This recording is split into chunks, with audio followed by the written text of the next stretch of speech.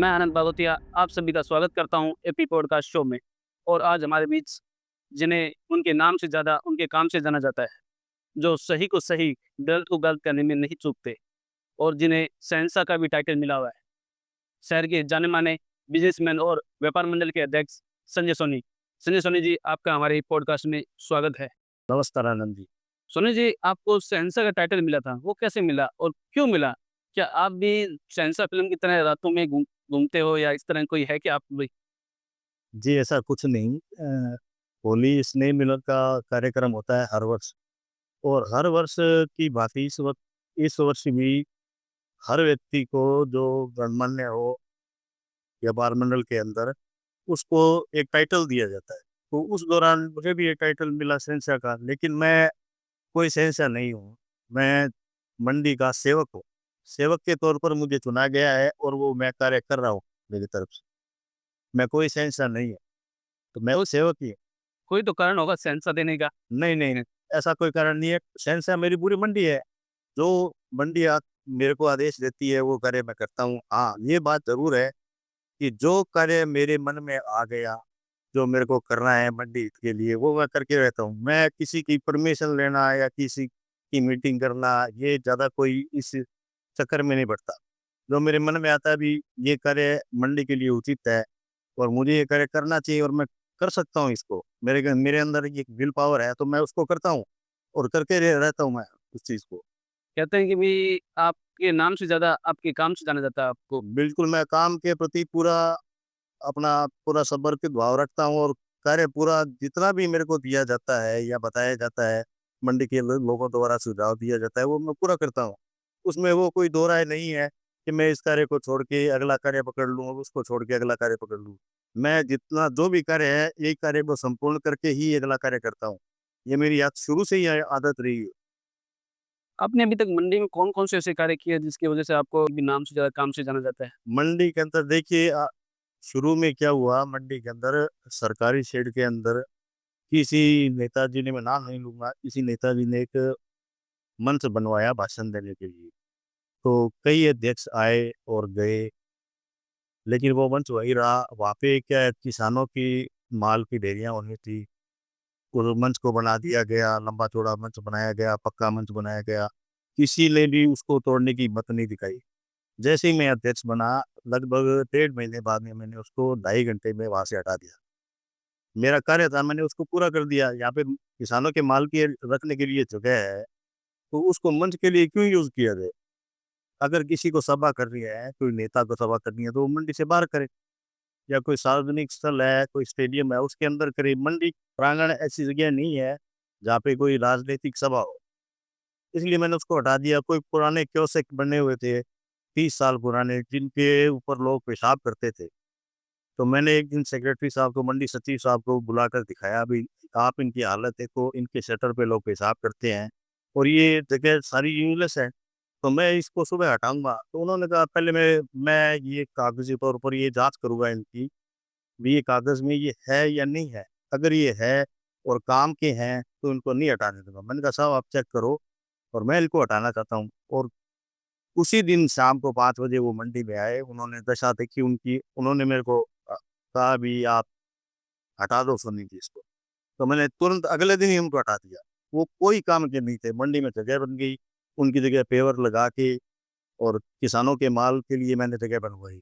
आप मंडी के अंदर कभी आइए, मंडी को देखिए कभी। सोनू जी, क्या वजह थी कि आप पहले अध्यक्ष बनना नहीं चाहते थे, फिर भी बने और वो भी 2 बार? रीज़न क्या था इसका? मैं कोरोना काल के जस्ट 1 साल बाद मेरे को किसी ने ऐसे ही कह दिया, "भई आप अध्यक्ष बन जाओ।" तो उस वक़्त तो मेरे पास समय नहीं था, क्योंकि मेरी दुकान पे भी काम ज़्यादा था। लेकिन एक दिन संयोग ये बना कि मेरी दुकान पे सरसों की 2 ढेरियाँ आई हुई थी, तो मैं उनकी लैब करवाने खुद चला गया। तो लैब करवाने जैसे ही रूम के अंदर घुसा, तो मेरे को एक कर्मचारी ने कहा, "भई आप अंदर नहीं आओगे।" मैंने कहा, "क्यों?" "तो आप अंदर आओगे तो अंदर कचरा आएगा।" मैंने कहा, "ठीक है।" मैं बाहर से गया खिड़की पर, मैंने पूछा, "भई ठेकेदार का, सफाई ठेकेदार का नंबर चाहिए मेरे को।" वो बोले, "क्यों?" मैंने कहा, "मैं अंदर आ रहा हूँ आपके ऑफ़िस में। आपके ऑफ़िस में कचरा आता है मेरे अंदर आने से, लेकिन मंडी के अंदर 6 महीने से सफाई नहीं हुई, वो आपको दिखाई नहीं दे रहा। आप मेरे को ठेकेदार का नंबर दो। जैसे ही मैंने ठेकेदार का नंबर लिया, ठेकेदार के 3 आदमी आए, बोले आप 2-3 दिन में सफाई करवा देंगे। वो 2-3 दिन के 3 महीने निकल गए, कोई सफाई नाम की कोई चीज़ नहीं हुई। उस दिन मेरे मन में आया ज़रूर, मैंने कहा एक दिन मैं अध्यक्ष बनूँगा और ये सफाई व्यवस्था मैं पूरी कंप्लीट करूँगा।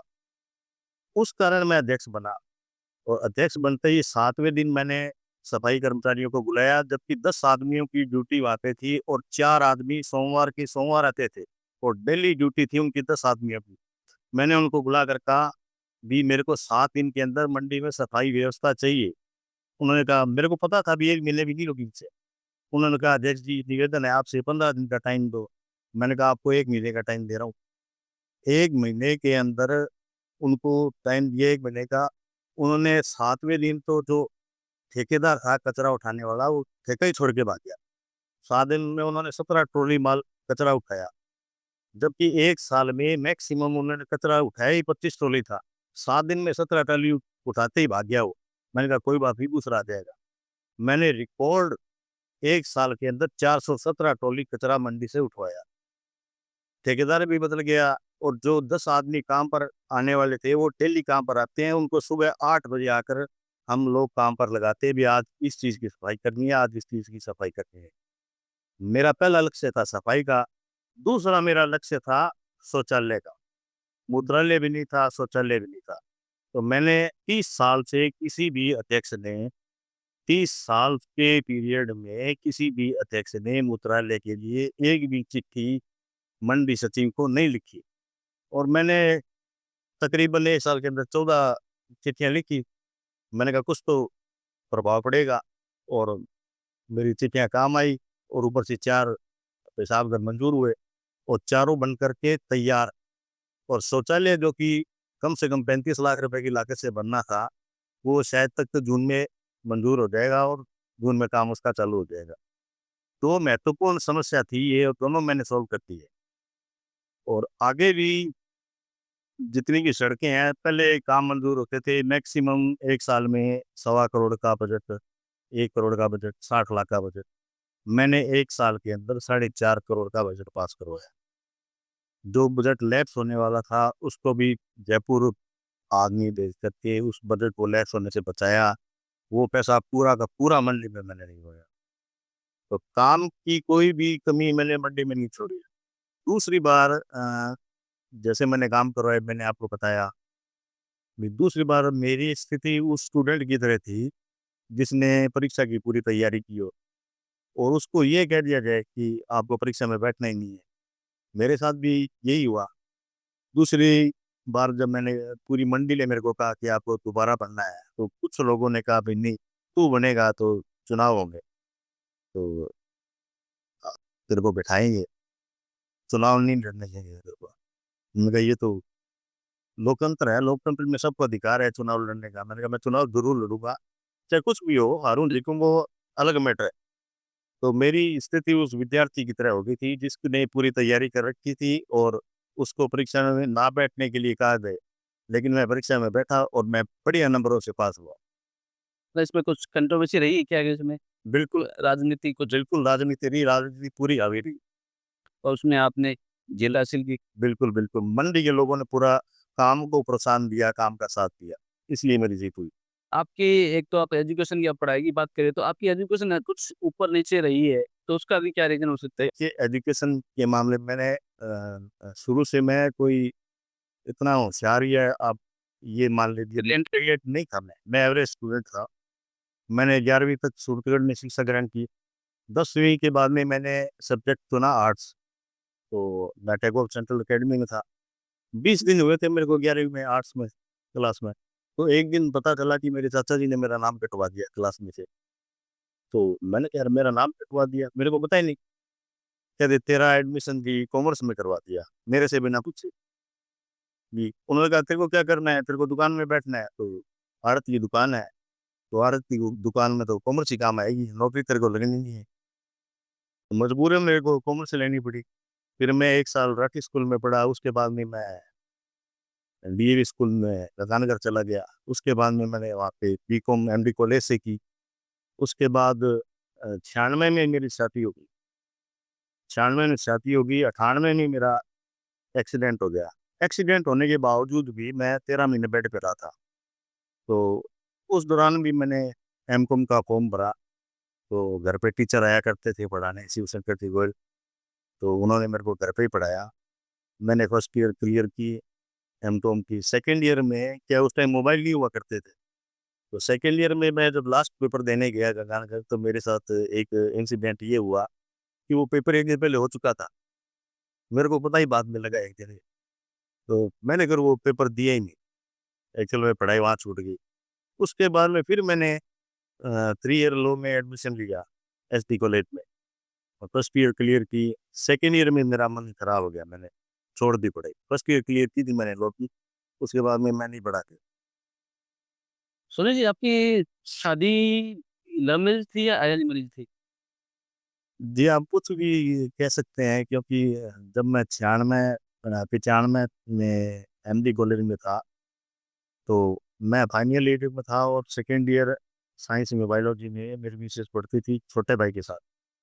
तो वहाँ से मेरा ननिहाल भी गंगानगर में है, तो वहाँ से बात चली शादी रिश्ते की, तो मेरे दादाजी ने और नाना जी ने दोनों ने हाँ कर दी, और मेरी तरफ से भी हाँ थी, तो वो मिक्सअप। आपने आपने पहले मिले हुए थे या देखे हुए थे? हाँ जी, देख चुके थे, मिले हुए नहीं थे। नहीं, ठीक है। मैंने कहा क्या पता कॉलेज में पढ़ते-पढ़ते कोई नहीं, नहीं, ऐसी कोई बात नहीं थी। घरवालों की मर्ज़ी से ही हुई थी 90% का। एक्सीडेंट हुआ था, भयंकर एक्सीडेंट हुआ था। हाँ क्या जी। कारण था उसका एक्सीडेंट होने का कोई? एक्सीडेंट सर, मैं उस टाइम हमारे ये रैक लोड होते थे चने के, चने दाल के, साउथ तमिलनाडु के। तो मैं वो रैक दर्द करवाने जा रहा था मालगुदा, तो कोइंसिडेंटली मेरा एक्सीडेंट ट्रैक्टर से हो गया। मैं बाइक पे था, तो पूरी टाँग टूट गई थी मेरी ये। 13 महीने बेड पे रहा था, मेरे 6 ऑपरेशन हुए थे। अच्छा ऑपरेशन हुआ हाँ जी, था कि आपको गुस्सा बहुत जल्दी आता है, उसका रीज़न क्या है? जेनेटिक है।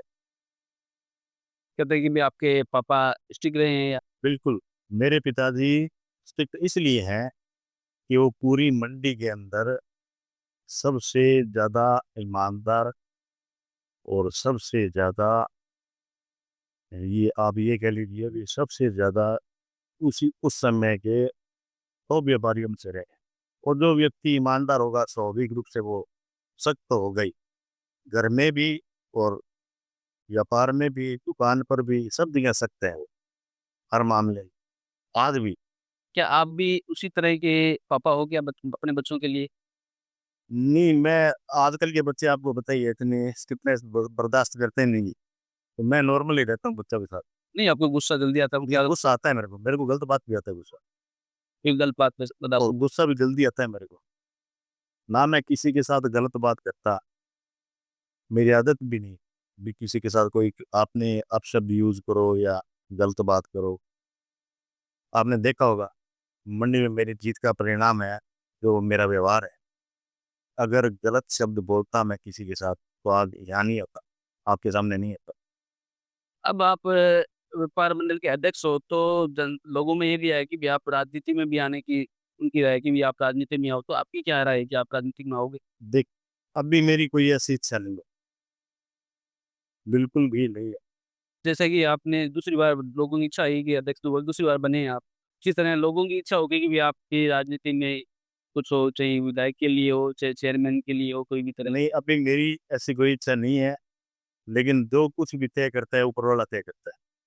जैसी हर महादेव की इच्छा होगी वैसा होगा। अभी आपके मन में कोई ऐसा नहीं, बिल्कुल नहीं है। अब फिलहाल मंडी में फसल का सीज़न चल रहा है, तो फसल के टाइम मंडी में कुछ समस्याएँ आती है, तो कौन-कौन सी समस्याएँ हैं जिनका आप उपाय सोच रहे हो? देखिए, मंडी में इस बार गेहूँ की जो फसल है, वो 20% तक फालतू है। तो इससे किसान को भी फ़ायदा है और आड़ती को भी फ़ायदा है। अब 20% फसल फालतू आई है और वो एकदम मंडी के अंदर आ गई, और आज तक का रिकॉर्ड है कि मंडी के अंदर अप्रैल माह में तकरीबन 5 लाख बैग से ज़्यादा वितरित नहीं हुए कभी, और हमने इस वर्ष 8 लाख बैग अप्रैल में वितरित कर दिए, यानी जस्ट डबल हो गई। तो हमने ये सोच कर वितरित किए भी किसान का माल खुले में खराब ना हो, सब माल पैक है, आप मंडी में जाके देखिए, कोई आधा परसेंट माल खुले में पड़ा होगा, वरना सब माल पैक है। किसान को किसी भी प्रकार का नुकसान ना हो, इसके लिए हमने पूरी व्यवस्था की है। हाँ, ये बात मैं स्वीकार करता हूँ कि जो लिफ्टिंग है, वो थोड़ी कमज़ोर है पिछले वर्ष की अपेक्षा। उसमें हम 1-2 दिन में पूरा सुधार लेकर आएँगे और हमने लेबर भी 2-3 दिन में बढ़ा दी है, तो निश्चित तौर पे सुधार तो आएगा ही। पिछले साल जैसे 7 अप्रैल तक बारिश थी, तो 7 अप्रैल तक काम ही शुरू नहीं हुआ था। इस वर्ष हमने 4 अप्रैल से काम शुरू कर दिया और काम एक्यूरेट एक अपना बढ़िया चल रहा है। अब अदर मंडी जो आप देखोगे, पीलीभंगा है, रावतसर है, गड़साना है, अनूपगढ़ है, इन मंडियों की बजाय सूरतगढ़ का जो कार्य है सबसे टॉप में चल रहा है। एक सामान्य समस्या है कि वहाँ के जो व्यापारी है ना, तो अपना सामान बाहर अपने सिम एरिया से ज़्यादा बात रखते हैं। उसके लिए काफ़ी ज़्यादा अवरोध पैदा होते हैं। उसके लिए आप क्या कर रहे हैं? देखिए पिछले साल हमने 2-3 बार मीटिंग भी की, पाइप व्यापारियों से उनको नोटिस भी निकलवाया कि अपनी पाइपें यहाँ से उठा लें, ताकि ये जो फीड अलॉट किए गए हैं ये काश्तकार के माल के लिए है, जीन्स के लिए है। इन्होंने पाइपें डाल रखी है, सोलर प्लांट के लिए जो सामान है वो डाल रखा है। मीटिंग भी हुई, लेकिन उसका असर दिखा 10-15 दिन तक। अब ये सीज़न 2 महीने का है, ये निपट जाए इसके बाद में इनको दोबारा नोटिस देंगे। और इनके अलावा भी हमने कई कार्य किए हैं, जैसे पिछले वर्ष 40 कैमरे थे, सीसीटीवी कैमरे, उन पे इन्वर्टर भी नहीं था। इस वर्ष हमने जो गत वर्ष था उसमें 75 कैमरे किए और 75 के ऊपर हमने इन्वर्टर लगाए, ताकि चोरियां कम हो सके, और पिछले साल की अपेक्षा इस साल चोरियों में काफ़ी कमी आई। अब गर्मी का सीज़न चल रहा है, तो गर्मी सीज़न के लिए जैसे मज़दूर भी आते हैं, बाकी व्यापारी भी आते हैं, उनके लिए पानी की या अन्य सुविधाओं के लिए क्या कुछ आप बिल्कुल, अन्य सुविधाओं के लिए हमने एक वाटर कूलर तकरीबन 80,000 की लागत से कृषि उपज मंडी के सहयोग से एक नया वाटर कूलर और लगाया है। 5 पहले थे, छठा अब लगवाया है। इतने में आपूर्ति हो जाती है या अभी भी कोई नहीं, आपूर्ति हो जाती है आराम से, कोई दिक्कत नहीं है।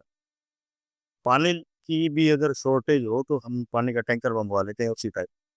ठीक। और दाल मंडी में अक्सर चोरियों का बड़ा सुनने का आता है, तो चोरियों की रोकथाम के लिए तो आपने क्या चोरियों की रोकथाम देखो, कुछ कारण है। हर मंडी में 78 मंडियाँ हैं इस ज़ोन के अंदर, 78 मंडियों के अंदर मात्र 2 गेट हैं और हमारी और कोई पौड़ी की व्यवस्था नहीं है, 2 गेट के अलावा। हमारी मंडी के अंदर 3 तो पौड़ियाँ हैं और 2 गेट है, और इतने चौकीदारों की व्यवस्था जो है वो मंडी समिति उपलब्ध नहीं करवा पाती। 3 चौकीदार रहते हैं दिन में, पौड़ियों के ऊपर कोई चौकीदार नहीं है, तो चोरियाँ होती रहती है। तो इसलिए हमने एक चौकीदार भी बढ़ाया है, ताकि कुछ समस्या का समाधान हो सके। और गेट जो पौड़ियों पर गेट लगे हुए हैं, उन पर ताले भी लगवाए हैं, सीसीटीवी कैमरे भी लगवाए हैं, उन पर इन्वर्टर भी लगवाए हैं, ताकि भी काफ़ी हद तक इसमें हमें सुधार देखने को मिले, और मिला भी है हालाँकि। जो व्यापारी आते हैं या मज़दूर आते हैं, उनके लिए जैसे कि दाल मंडी में खाने की व्यवस्था के लिए, पानी की व्यवस्था के लिए क्या कुछ है? देखिए, पानी के लिए आप बता रहे हो, मैंने बता दिया, खाने खाने के लिए किसान कलेवा खुला हुआ है। पहले क्या था, किसान कलेवा के अंदर क्वालिटी क्वालिटी मेंटेन थी, ये बात नहीं है, लेकिन किसान कलेवा के अंदर किसान खाना कम खाता था और फर्जी पर्चियाँ ज़्यादा कटती थी, धांधली होती थी। तो हमने सेक्रेटरी साहब को ये बोला कि सर इसको आप ऑनलाइन करो पर्ची को। तो उन्होंने बात को माना और पर्ची ऑनलाइन हुई, तब से ये धांधली बंद हो गई।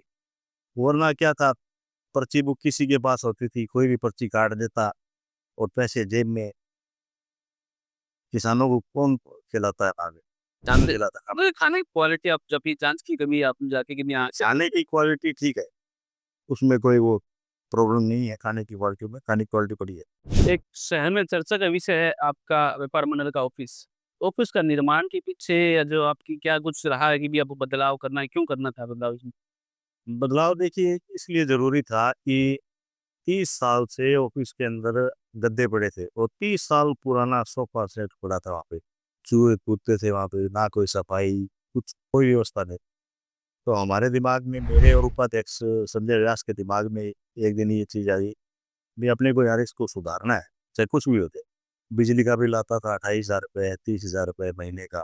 हमने कहा एक सोलर प्लांट लगाएंगे और इस ऑफिस को बढ़िया बनाएंगे, बढ़िया शानदार तरीके से। व्यापार मंडल परिसर में जो भी कार्य होते हैं वो व्यापार मंडल के अध्यक्ष के अधीन होते हैं। उसमें व्यापार मंडल के अध्यक्ष को किसकी भी परमिशन लेने की आवश्यकता नहीं होती। फिर भी मैंने व्यापार मंडल कार्यकारिणी से इसके बारे में राय विमर्श किया और इसका काम पूर्ण करवाया। ऊपर सोलर प्लांट लगाया 10 केवी का और नीचे ऑफिस बढ़िया तरीके से तैयार करवाया, ताकि बाहर से भी एफसीआई के अधिकारी आते हैं, चाहे कोई नेता भी आता है, चाहे कोई आता है, कम से कम ये तो लगे कि कहीं कोई व्यापार मंडल का ऑफिस है, वहाँ पे हम बैठे हैं, तो आदमी को सुकून महसूस हो। कोई गंदी जगह जाएगा तो उसके विचार बढ़िया नहीं हो मेरे हिसाब से। बढ़िया साफ जगह रहोगे तो विचार भी शुद्ध होंगे। इसलिए मैंने उसको चेंज करवाया। कितना खर्चा होगा इसके लिए? तो ये व्यापार मंडल तकरीबन व्यापार मंडल के पैसे लगे थी। इसमें तकरीबन 15 लाख रुपए लगे और हमने कोई भी चीज़ में कॉम्प्रोमाइज़ नहीं किया। सब बढ़िया से बढ़िया करवाया और सबने सहयोग किया, सबने तारीफ़ की, पूरी मंडी ने तारीफ़ की। पूरी मंडी को ये चीज़ बढ़िया लगी, ये चेंज बढ़िया हुआ है। किसी ने भी ये नहीं कहा भी ये क्यों बनवाया, क्यों करवाया। दर्शकों के क्वेश्चन है, हाँ, तो कुछ आपके हमारे दर्शक चाहते हैं कि आप बताओ कि आपकी फ़ेवरेट फ़िल्म कौन-सी है? देखिए वैसे तो मैं फ़िल्में कम देखता हूँ, मैं आपको बताऊँ। फ़िल्में मैं बहुत ही कम देखता। कम फ़िल्मों में से कोई एक फ़िल्म होगी जो जिसको लगता है कि हाँ, ये अच्छी फ़िल्म है, इसको दोबारा देखें? 1986 में आई थी परिणति, जो कि प्रकाश झा द्वारा निर्देशित थी। वो एक बार देखने योग्य है, हालाँकि वो थिएटर में नहीं लगी थी। उस वक़्त टीवी हुआ करते थे, तो टीवी में हर रविवार को पिक्चर आया करती थी। तो उस पर आई थी, वो पिक्चर मैंने देखी। वो पिक्चर मेरे जीवन में ऐसी छाप छोड़ गई कि मुझे कई सालों तक वो पिक्चर याद रही। मेरे लिए वो सर्वश्रेष्ठ फ़िल्म आज तक। मेरे फ़ेवरेट कलाकार अमिताभ बच्चन जी हैं। उनको देखने के लिए एक बार बीकानेर गए थे। आपको एक किस्सा सुनाता हूँ अभी। अमिताभ बच्चन साहब को देखने के लिए बीकानेर गए, तो दोस्त की गाड़ी उधार माँग कर। तो वो गाड़ी उधार माँग कर गए, तो एक आदमी साथ में गया हमारे, वो बोला अभी अमिताभ बच्चन साहब से मिलवा देंगे आपको। मैंने कहा ठीक है, चले गए 4 जने। तो जैसे होटल में गए तो गार्ड ने कहा अभी कलेक्टर के बेटा-बेटी आए हैं, उनको भी नहीं मिला। वो भी रो के चले गए, आपको कहाँ से मिलेगा?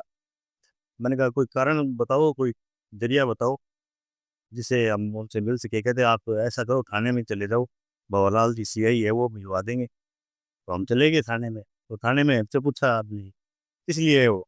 हमने कहा अमिताभ बच्चन जी से मिलना है, तो भंवरलाल जी से मिलना है। कहते आपको अगर अमिताभ बच्चन मिल जाए तो भंवरलाल जी को भी मिलवा देना साथ में। तो वो किसी से नहीं मिले, बाई चांस हमारी किस्मत बढ़िया थी, हमसे मिल गए। वो इंसिडेंट याद रहते हैं कई बार। और आपकी फ़ेवरेट कोई हीरोइन? देखिए फेवरेट रेखा। रेखा।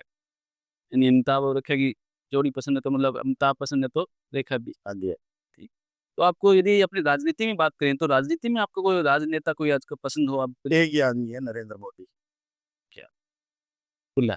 सबसे पहले नरेंद्र मोदी जी से पहले श्रीमती इंदिरा गांधी, इसके बाद में नरेंद्र मोदी। आपने 2 नाम लिए, पहले इंदिरा गांधी, नरेंद्र मोदी। इंदिरा गांधी क्यों और नरेंद्र मोदी क्यों?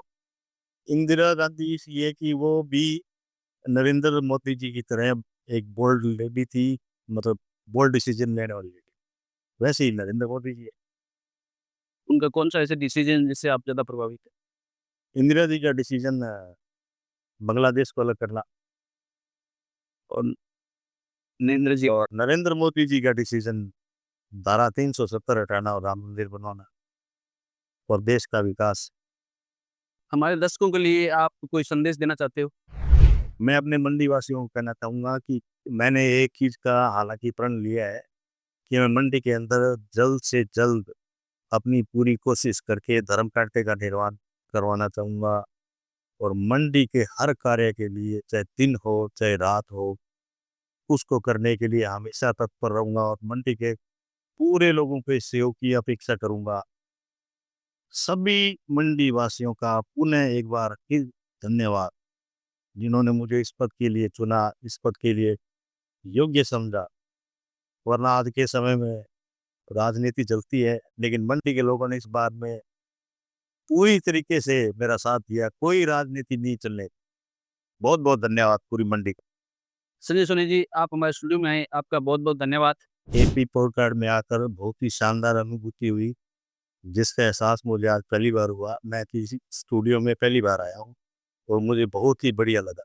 धन्यवाद एपी पॉडकास्ट का। फिर मिलेंगे एक नई शख्सियत के साथ, तब तक के लिए धन्यवाद। आप कौन-सी शख्सियत से मिलना चाहते हैं, हमें कमेंट बॉक्स में कमेंट करें।